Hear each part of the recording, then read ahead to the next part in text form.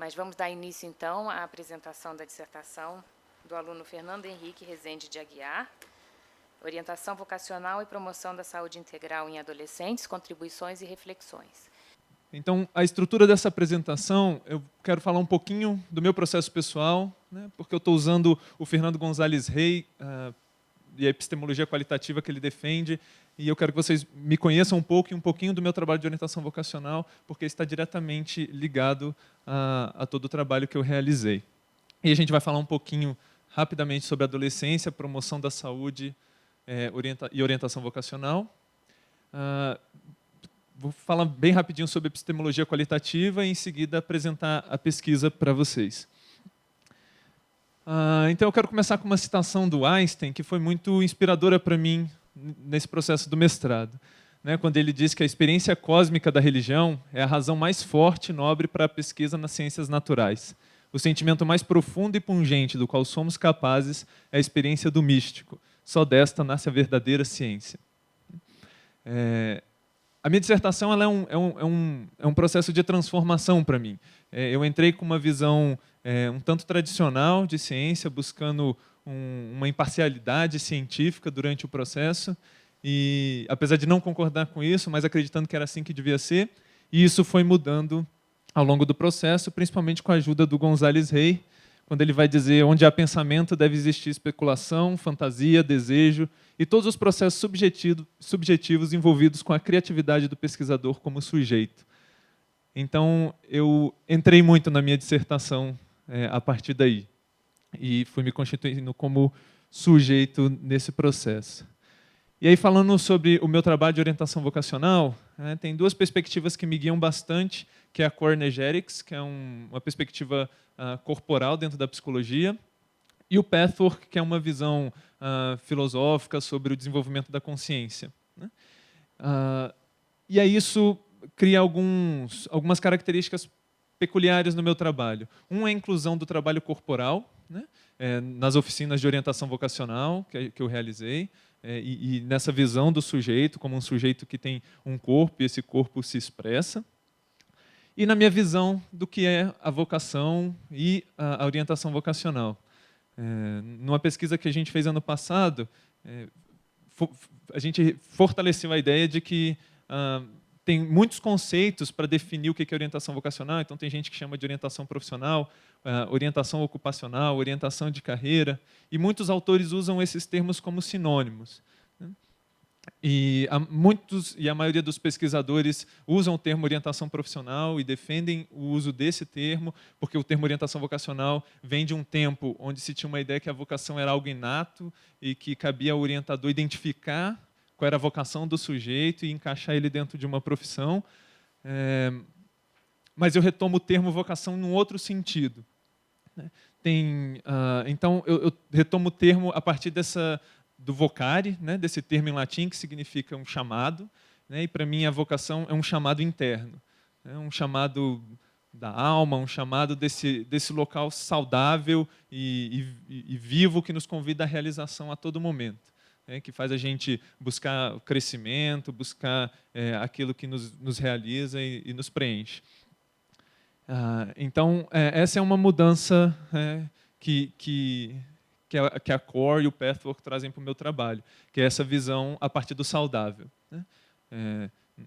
Tem algumas visões que veem essa vocação como uma necessidade de correção de coisas que ficaram incompletas no desenvolvimento, mas para mim esse chamado é a partir do que a gente tem de mais saudável dentro da gente. E no meu trabalho eu estou olhando para cada sujeito a partir desse lugar. Então vamos lá. Então, falando um pouquinho sobre a adolescência, né? A adolescência é um conceito que vem evoluindo nos últimos anos. Há um tempo atrás a gente nem tinha a ideia de adolescência, e hoje já se tem uma preocupação maior com esse sujeito nesse momento de vida, com o que acontece com ele, com o momento da puberdade. E aí é importante dizer que a adolescência não é um conceito universal, que acontece em todos os lugares do mesmo jeito. Né? Hoje se fala de adolescências, no plural, né? No sentido de que a adolescência é um fenômeno histórico, cultural, que ela está ligada ao momento e ao ambiente onde ela acontece. Então, cada pessoa vai vivenciar isso de uma forma distinta. E aí tem-se alguns preconceitos e alguns estereótipos sobre a adolescência, né? A coisa da aborrecência, né? Do adolescente, ou do adolescente visto como um encrenqueiro, um sonhador, que tendem a diminuir a qualidade e a importância desse momento de vida. Às vezes tido só como algo passageiro, que daqui a pouco acaba, então nem se preocupa, sabe? Se ele tem muitos sonhos, isso vai acabar quando virar adulto. Então, esse tipo de pensamento que coloca o sujeito adolescente muito desempoderado e desqualificado. E aí o Ministério da Saúde ele adota toda essa visão sobre a adolescência e vai dizer que é um fenômeno biopsicossocial caracterizado por influências socioculturais que vão se concretizando por meio de reformulações constantes de caráter social, sexual e de gênero, ideológico e vocacional. Então, o meu trabalho ele vai fazer um link o tempo todo com os documentos do Ministério da Saúde e do governo, porque eles defendem uma ideia que, para mim, faz muito sentido, né, em termos de adolescência e de promoção da saúde. E aí, entrando na questão da promoção da saúde, a promoção da saúde do jeito que a gente tem hoje, ela tem a base dela na Carta de Ottawa, que vai trazer um conceito de saúde muito mais amplo e muito mais integrado. Então, basicamente, o que a Carta de Ottawa traz é um conceito onde defende a participação do sujeito no processo de construção da sua saúde, de melhoria da sua saúde, e essa inclusão da comunidade, do social nesse processo. Então, basicamente, o sujeito precisa ser capaz de identificar o que ele precisa e se sentir capaz de realizar a mudança que ele almeja para si. E o Ministério da Saúde vai adaptar isso para a questão da adolescência e vai dizer que promover saúde com adolescentes e jovens é considerar seus projetos de vida, é valorizar sua participação e o desenvolvimento de sua autonomia. É acreditar que eles e elas aprendem a lidar com seus problemas e com seu contexto de vida. Agora, tem umas incongruências nesse processo, né? O Ministério da Saúde tem uma cartilha do adolescente, que tem 52 páginas, que vai tratar de vários temas e assuntos relativos à adolescência, mas quando chega na parte do projeto de vida, ele dedica meia página a isso, e não tem nenhuma referência, telefone, endereço, que o adolescente possa buscar para ter informação e orientação. Então, é um ponto fraco aí nesse processo. E algumas pesquisas conectando essa ideia de saúde e orientação vocacional, né, fizeram essa pesquisa com 791 adolescentes e quase metade deles apresentava sintomas depressivos. E esses sintomas eles aumentavam do segundo ano do ensino médio para o terceiro ano e do terceiro ano para a experiência do cursinho. E outra pesquisa, com 467 jovens, eles identificaram uma correlação positiva entre indecisão, depressão e ansiedade. Então, quanto maior a indecisão, mais ansiedade, mais sintomas depressivos esses jovens experimentavam.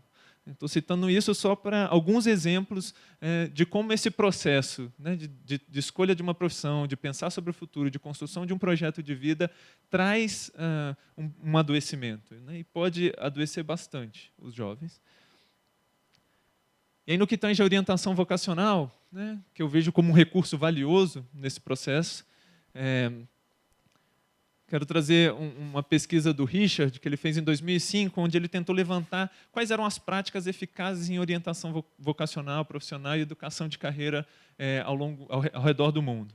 E ele identificou que as experiências que mais deram certo, elas incluíam autoconhecimento, exploração vocacional, então exploração do contexto profissional, mercado de trabalho, cursos disponíveis, um método integrado e interativo de orientação, então o sujeito estava participando e tinha alguém que dava suporte, né? Um contexto onde o jovem podia vivenciar isso e não somente um processo onde a gente faz uma bateria de testes e depois recebe um resultado que muitas vezes não faz sentido para quem fez o teste.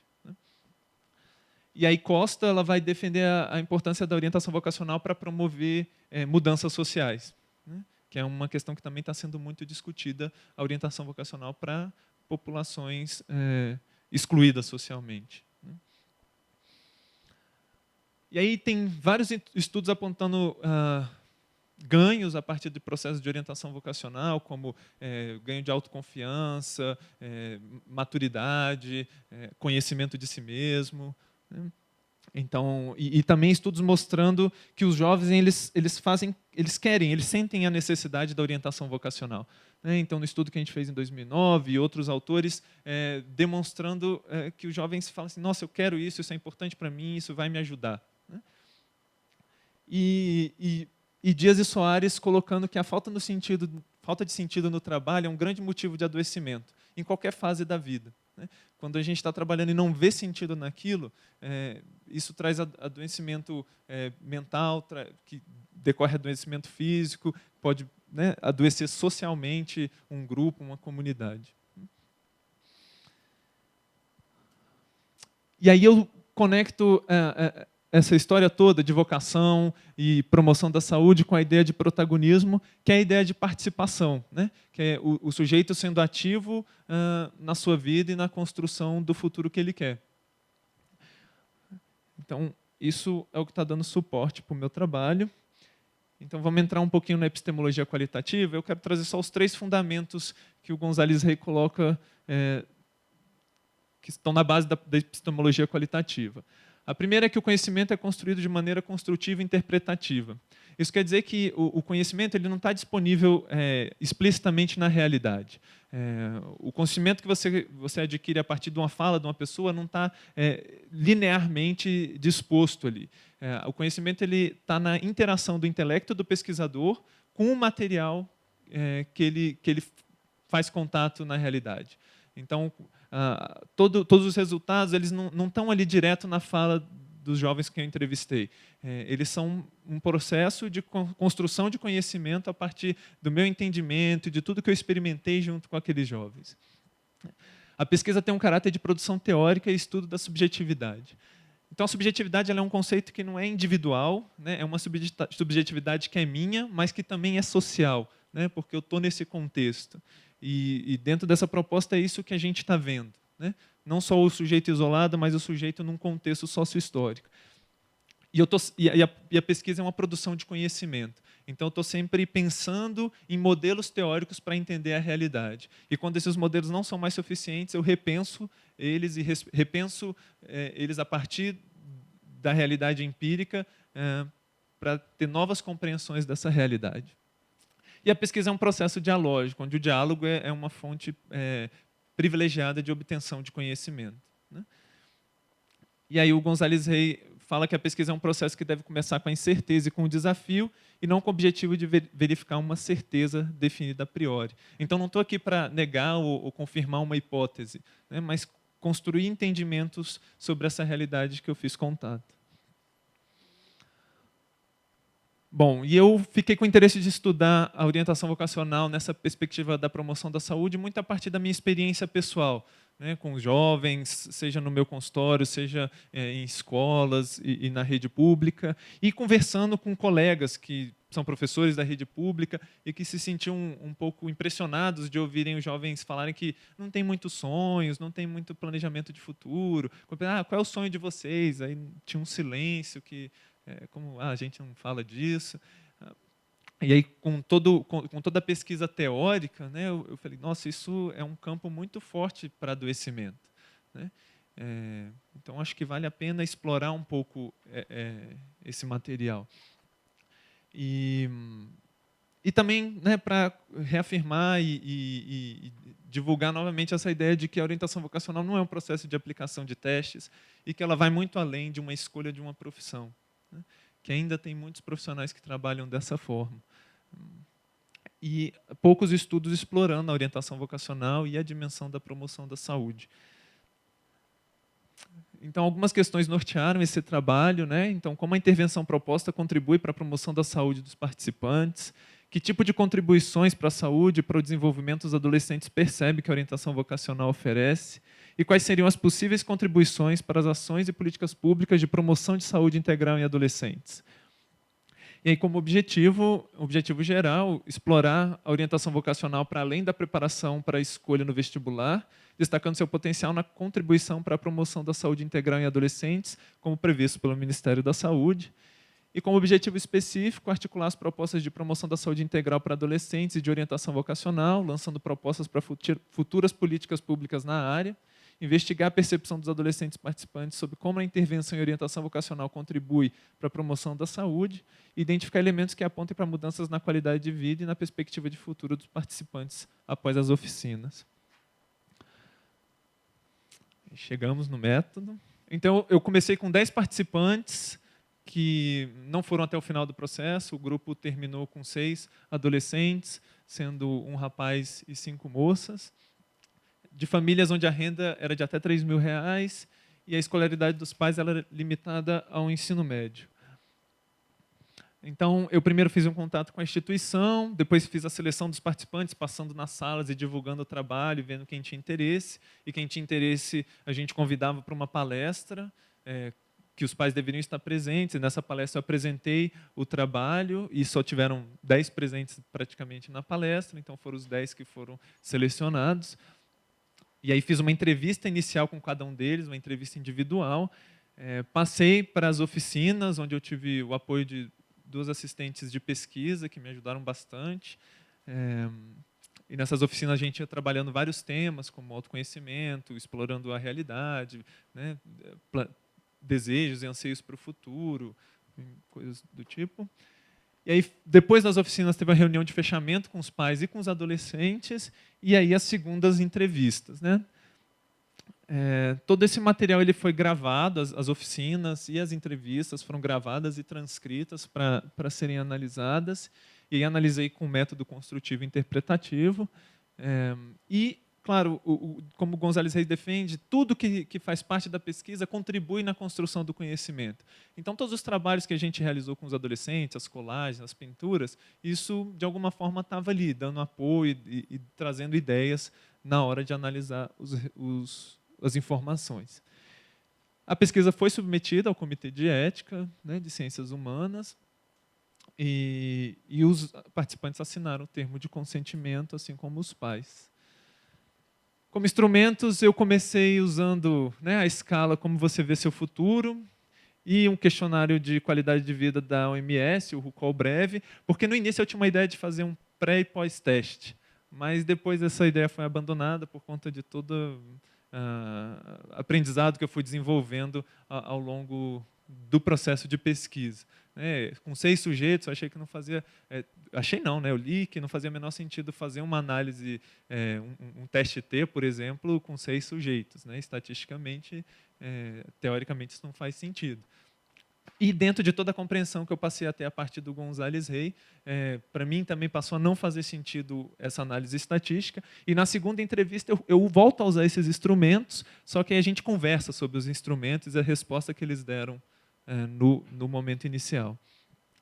Teve um questionário sociodemográfico para identificar esses dados básicos, como, né, renda familiar, com quem é responsável pela renda em casa, e, né, mais detalhadamente isso está na dissertação. E as 2 roteiros de entrevista semi-estruturados. Bom, então fiz isso numa escola pública, daqui do Plano Piloto, que é uma região, né, nobre de Brasília, então não é a realidade mais difícil da nossa cidade. Apesar disso, a sala não era mais adequada para o trabalho, era muito abafada, era barulhenta.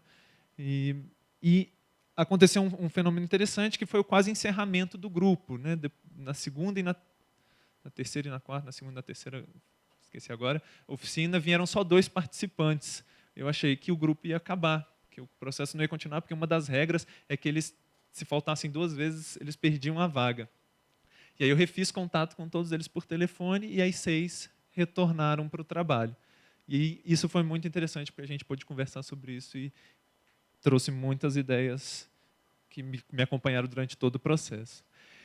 E aí, no processo de construção dos resultados, eu identifiquei 3 zonas de sentido. Então, o Gonzalez Reis defende a zona de sentido como um espaço de compreensão da realidade. Então, foram 3 formas de entender a realidade, essa realidade que eu fiz contato. Então, a zona A fala da necessidade de apoio de um espaço seguro. A zona B, o desafio de sustentar o trabalho e assumir responsabilidade. e C, o resgate de si mesmo e da confiança no futuro.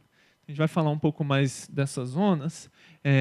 Então, cada zona dessa ela reúne certos indicadores que foram me apontando para a compreensão mais geral.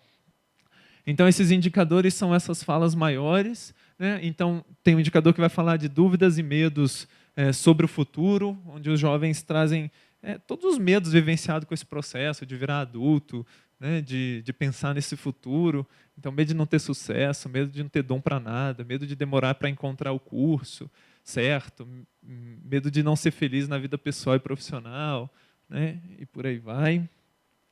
A falsa sensação de segurança, então isso eu achei uma coisa muito interessante que eles trouxeram, onde eles falavam que, primeiro, eles tinham uma certa confiança, alguns deles, tinham confiança no que queria, no que ia fazer, e ao longo do tempo foram percebendo que, na verdade, essa era uma confiança que não era verdadeira, né? Era como assim, eu escolhi só para ter que escolher e não ficar na dúvida, mas, na verdade, é uma decisão muito inconsciente, muito sem preparo. Então fala, né? Antes eu estava segura, mas era uma segurança falsa, na verdade, né? Sobre adoecimentos e falta de prazer na vida, então eu percebi que muitos deles relatavam frequentemente estarem gripados, terem dores de cabeça, dificuldade para dormir, e pouca possibilidade de prazer, de diversão, de lazer.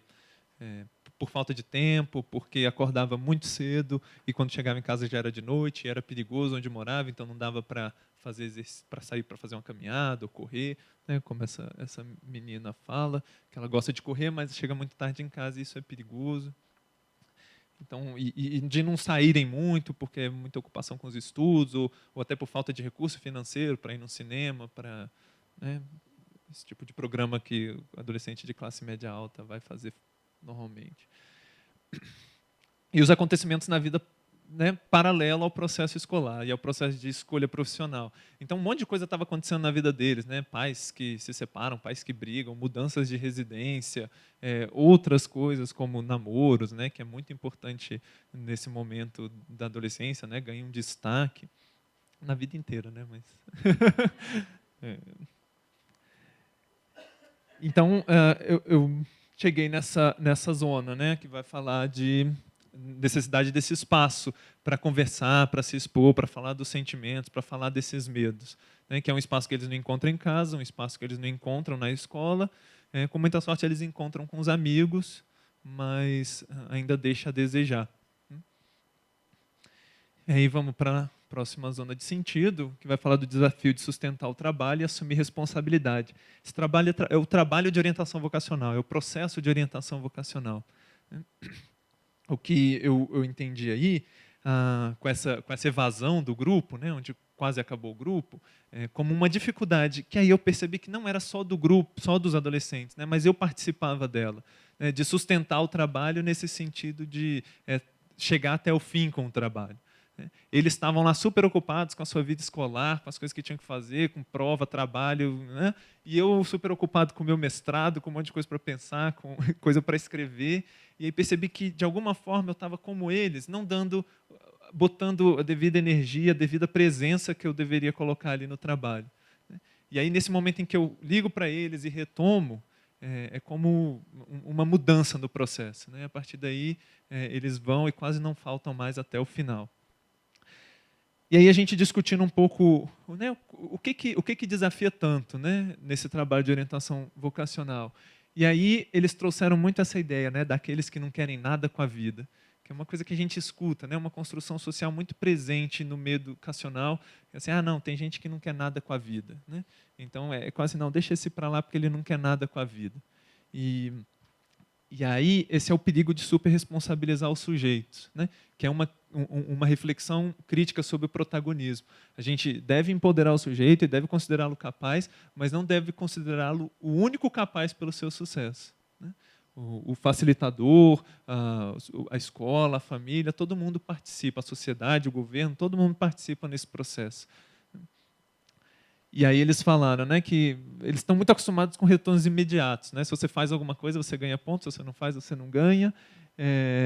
E aí a orientação vocacional, como esse processo mais lento, né, de construção, de descoberta, fala assim, mas não vou ganhar nota com isso, né? Esse tipo de raciocínio. Que fala, não, isso não é tão importante, eu preciso fazer o trabalho, né? Que isso vai garantir que eu passe ou não de ano. E aí tem as próprias ansiedades e angústias suscitadas pelo tema, né? Alguns autores vão falar disso, né? E eles falaram disso também, né? Quando a gente abre os olhos para o mundo, nos assusta, né? Acho que todo mundo tinha uma ideia muito falsa do que era que queria seguir. Então vocês vão ver que, na verdade, essas zonas de sentido, elas se misturam, né? Elas não são assim rigidamente separadas em caixinhas, elas são integradas. E a gente vai... então, né, trazendo um pouco a literatura, Saito vai falar que tem algumas barreiras que podem dificultar a construção de um projeto de vida, como uma visão parcial da realidade, o imediatismo, as limitações financeiras, né? E aí o facilitador ele não deve se eximir da responsabilidade, se apegar a esses preconceitos e construções sociais e visão negativa sobre o adolescente para falar que ele não quer nada com a vida. Eu acho muito difícil julgar quem não quer nada com a vida, né? E eu fico com um Reich quando ele fala que a vida quer viver, né? E eu fico com aquela dimensão saudável que cada sujeito tem, que quer viver sempre, né? Qualquer que seja o caminho que tome, é um caminho com foco na vida, né? Então, eu acho muito importante o facilitador olhar para as suas próprias limitações de lidar com a frustração do grupo tá acabando, né? E com a sensação, né, com o seu narcisismo ferido de eles não estão dando valor no meu trabalho. Então, isso é um ponto que mexeu muito comigo. Eu fiquei pensando muito sobre isso. Então, a terceira zona de sentido, o resgate de si mesmo e da confiança no futuro. E aí reuni alguns indicadores onde eu fui vendo que eles foram resgatando esse contato consigo mesmo e se sentindo mais empoderados e capazes de enfrentar esse futuro, né? E aí algumas coisas interessantes aparecem, né? Assim como, trazendo um pouco a literatura, que ao se verem como protagonistas, eles voltam a acreditar nos próprios sonhos, né? Então isso ficou bem visível. E que a orientação vocacional passa a ser esse espaço, né, que o jovem pode fazer valer suas ideias, né, e construir um projeto de vida melhor.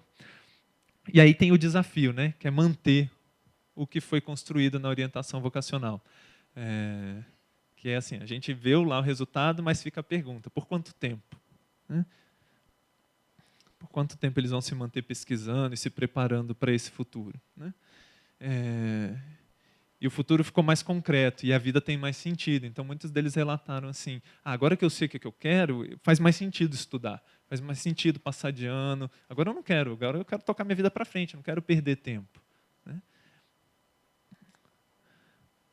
E aí uma coisa leva a outra, né, para além da escolha profissional. Então, eles foram me relatando situações na vida que foram mudando a partir de experiências lá da orientação vocacional. Então, essa menina falou, né, o que me deixava insatisfeita era não conseguir me divertir, não conseguir conversar com as outras pessoas, ser fechada demais. Como isso mudou, então estou satisfeita comigo, estou satisfeita com as pessoas, então mudou. Tipo, uma coisa leva a outra. Eu me conheci, então estou sabendo os meus limites, sabendo o que está bom e o que não está. Estou me cobrando mais o que eu não estou me cobrando mais o que eu não posso. Então, isso foi uma coisa que a gente trabalhou nessa questão dos limites, de dizer não, de escolhas, e esse é um exemplo de uma coisa leva a outra. E o resgate de si mesmo, né? Então eu realmente prestei atenção no que era importante para mim. As pessoas sempre decidiram muita coisa por mim e agora eu tenho que tomar as rédeas da minha vida, né? Então esse espaço, né, do protagonismo, do empoderamento. Bom, a partir disso eu tentei pensar algumas contribuições para as ações e políticas públicas na área, né? Então eles falaram da importância de ter tempo para realizar o trabalho, né? Que eles queriam que fosse mais tempo. Podia ser o ano inteiro, né, o trabalho. Então eu trouxe algumas coisas concordando com a literatura e outras que eu percebi, como a importância desse processo do autoconhecimento, né? A identidade como base, né, para qualquer decisão na vida.